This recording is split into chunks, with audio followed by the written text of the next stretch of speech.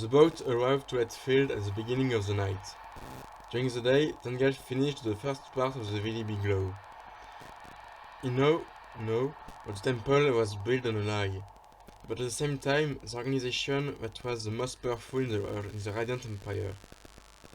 But before to go to the citadel, he take a precaution to hide the books of Idris. He will go to research them if the temple seems to be ready to not destroy alchemist artifacts. No, he had to meet the Archimaster of the Great Temple. He preferred to add an audition with that person himself, but for this he would have to explain the situation to a commissar of the temple. Even when he was a loyal inquisitor, the commissars afraid him. It was the persons who decided if the prisoner would be burned or not, and in the temple, their objective was to hunt the bad inquisitors. Tungal knew that the citadel would open its door only when the sun would come back, at the end of the night. He would have the time to think about the way he would explain his story. But before this, he searched an hostel for the night. He succeeded to find a tavern near to the citadel. There's common dormitories, but it will not be a problem. He was surprised to see elves.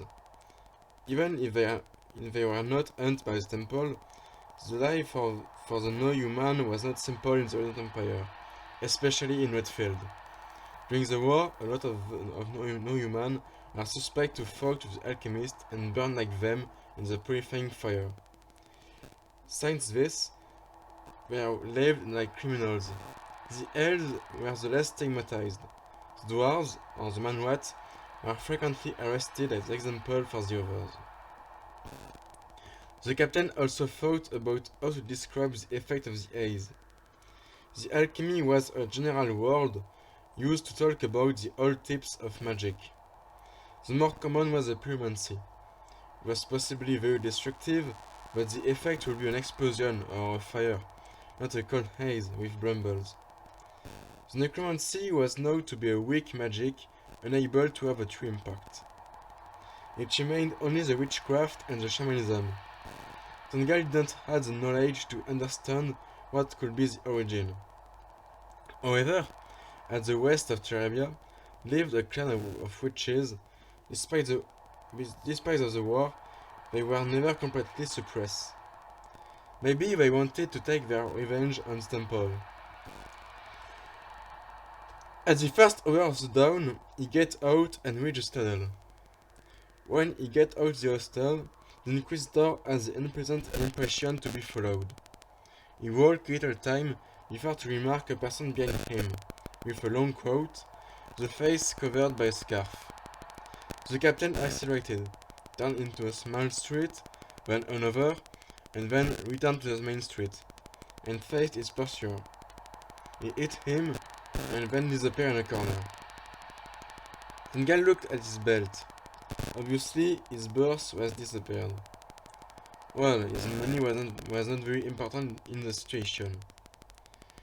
Because of his uniform, he can enter the citadel without being questioned by the guards. He goes through the central square of the citadel to reach the tower of the judgment. It was in that tower where the commissars lived. They were charged to register the information, and the criminals received the temple, and the corrupt inquisitors, all of them come to see him. What do you want, inquisitor? The captain explained the situation. The commissar returned to the tower. A little time later, he came back. Follow me, inquisitor. The captain entered the tower. In it, he saw two scribes who were classified documents between four boxes. A white one for the non-important things, a black one for the rejects, a blue for the information, and the red for the criminals. What is your name, age, and profession? My name is Tungal Katon.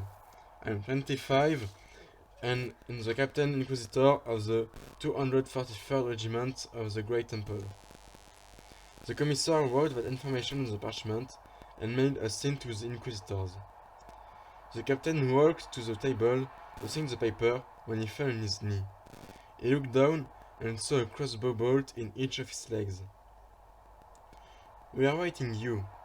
We receive a message from Uprisk. We should not team up with an alchemist, and, above all, carry her." Two other persons arrived in the back of Tungal and tied his arms. The commissar put the paper in the red box, then he took it en masse and knocked the captain on the head.